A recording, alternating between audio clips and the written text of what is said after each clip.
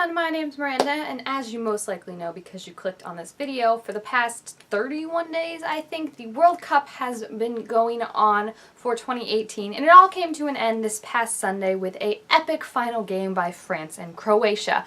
I have to say, this World Cup, I'm not the first one to say it, I know, but it was truly so good. Like, I think there was only one game in the first round that ended in no goals, and there was just always something happening, some action, some surprise, some twist.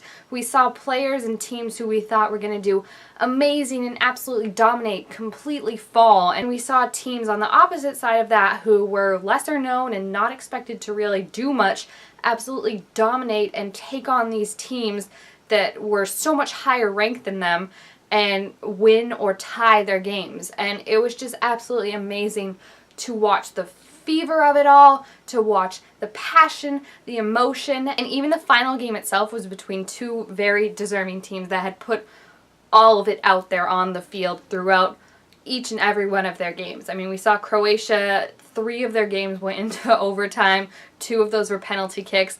They played almost, I think it was 100 more minutes than France did, and still managed to be energetic and go after that ball throughout every single game. France, meanwhile, just had a lot of expectations on them throughout everything. They were a younger team, and everyone kind of gets iffy about younger, less experienced teams if they're mature enough for this stage, and I think they proved to everyone that they deserved to be there. They were strong defensively throughout the entire cup. They worked very, very well together. Both of these teams, I think, are just so inspiring, and especially for anyone watching at home as a younger kid right now who wants to be in a national team someday, you know, who really loves soccer. Like, I think that was a final to see. That was 2 teams that absolutely put their heart and their soul into the game and came away with a really, really great result. And it was just amazing, I think, too, to see them celebrating afterwards. France, they just seemed so happy and so jubilant, and it was like, there was just something about watching these guys slide around in puddles of rain and golden confetti, absolutely having the time of their lives that just makes you so happy. So while that was all great and nifty, the real point of this video is to list some of the best moments, in my humble opinion, of the World Cup. And there were a lot of them. In fact, I was reading an article this morning, it was the 50 greatest moments of the World Cup. So excusez-moi if I'm not gonna do as many, or if I leave out one that was your favorite moment, because there were just so many. And they're not all great. There's surprises, they're sad, there's twists, like I said, there's things that you were just not expecting to happen that happen. And I think this really showed where soccer has come from, because it's like these teams that people weren't expecting, these Japan, Iceland, people weren't expecting these teams to make a big noise at the World Cup, and they came out and they showed that they can play with the big boys. And speaking of playing with the big boys, the first moment I have is just one of those moments that makes you happy because it shows the impact that soccer has. Well, it didn't make some people happy, but it's how the South Korean and Mexico fans came together after South Korea defeated Germany in the World Cup and allowed Mexico to go on in the next stage. This is just the most heartwarming thing I've ever seen. I mean, Mexico fans were finding South Korean fans and saying thank you for, like, defeating Germany. They found the ambassador of South Korea and, like, brought him out and had him do tequila shots with them. And it was just such a great, funny moment to see, you know, these 2 teams that really, South Korea had nothing to lose in this game. They weren't going to go through, really, unless something crazy happened, and yet they still played with all their heart, and because of that, Mexico got to go on, and Mexico knew that, and their fans really, really went to town on thanking South Korea for what they did. And it was just so funny to watch all the tweets coming in, all the videos, and I mean, just that ambassador pounding back a shot is just the best thing you will ever see, honestly. Speaking of that, my next moment ties directly into South Korea, because the absolute biggest shocker was when Germany went out in the first stage of the World Cup. These were the returning champions. Everyone expected them to dominate. They had just won the Confederation Cup, I think it was a year ago, with a team that was essentially their B team. It wasn't even their A team. And this was a team that everyone's eyes were on. They're ranked #1 in the world. And I think it was just, I don't know if it was the pressure got to them or if they just didn't have enough time to work as a team because they've kind of been keeping these two squads of like their Confederation Cup squad and their World Cup squad, and then kind of like tried to combine them, but maybe it was too much all of a sudden, and for whatever reason, just watching them, they didn't click. And the sad thing is, I'm watching these games and they had so many, they lost, they had a close save where they were almost out, and then they got out of the stage again, and watching it, it was just not connecting. I mean, they were making these last minute saves, they were scrambling for the ball. It wasn't the Germany we had all come to expect that dominates a play, and I think a lot of that had to do with it just wasn't a cohesive team, especially when you compare it to Belgium, when you compare it to France.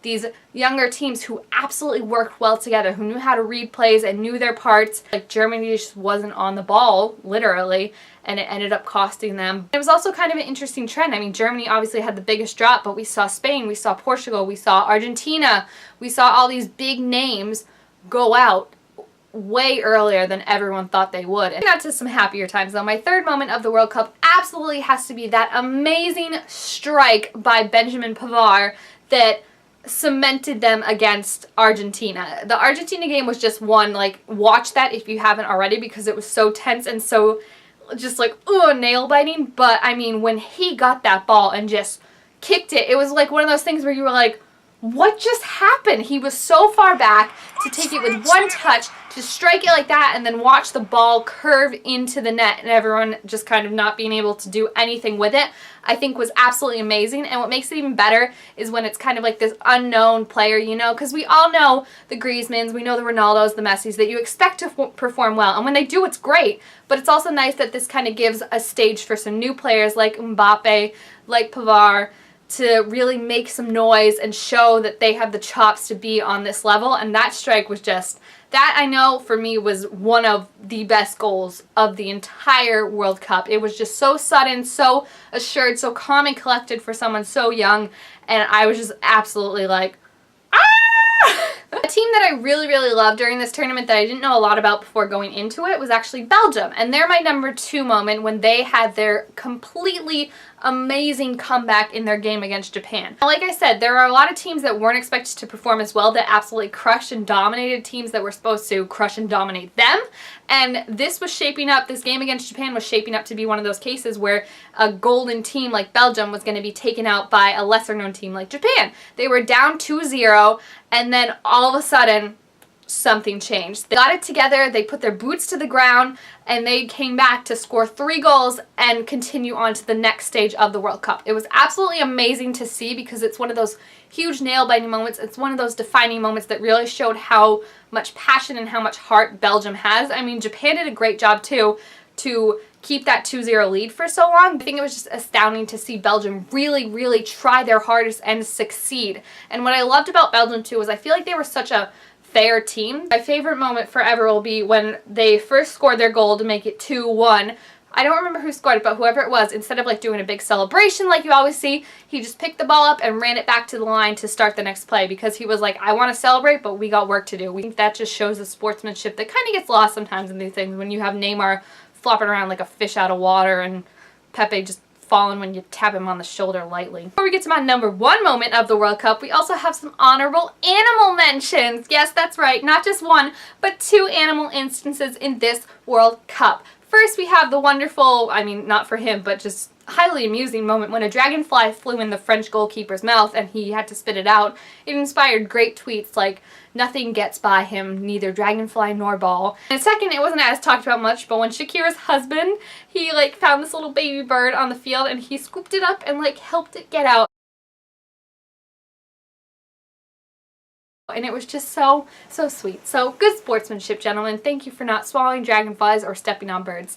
You've made it to the next World Cup in my opinion. And lastly, my number 1 moment for the World Cup absolutely has to be England's penalty shootout where they actually won the penalty shootout. Everyone was kind of expecting when they went to the penalty shootout, oh, England's not going to win. They were showing previous things of theirs. Their own coach had not made a penalty in a shootout that they had to do a few years before, and it was just, it wasn't getting your hopes up, honestly. I'm sitting there watching it like, well, they're going to lose. But then something happened. Something magical happened. One of the Colombian players missed his penalty kick, and then Jordan Pickford made an absolutely amazing game-saving catch. It was just absolutely amazing to watch everyone celebrating. It was truly like a moment, I think, like watching it and seeing everyone celebrate, like watching it yourself. I was freaking out. I was like, oh my gosh, when they got it in, and it was just so great to see this young group of players dominate and prove their worth kind of, you know, over this kind of shadow that had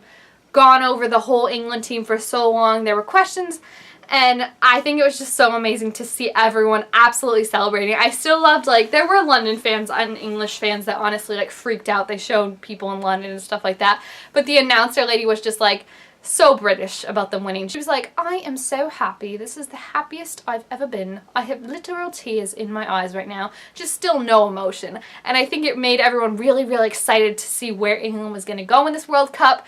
And unfortunately, they didn't make it as far as everyone was hoping they would, but I still think they really showed the grit and determination they have, which hopefully can translate into some more wins in the future as this team grows and matures and as they focus more on their young players in the league. So I just super enjoyed this World Cup, guys. It was so good. It was so intense, so interesting. Like I said, that finale, they laid everything out on the line. Both teams just absolutely never gave up, and I think it was just so amazing. I don't know how the next World Cup could ever live up to this. I just can't even imagine what it's going to be like. So if you have any of your favorite moments that weren't mentioned here, or if you like any of the ones I mentioned, please feel free to leave them down below in the comments. And also make sure you give this video a thumbs up if you enjoyed it, and subscribe to my channel down below too, to make all sorts of new videos. And I will see you guys next time. Viva la France!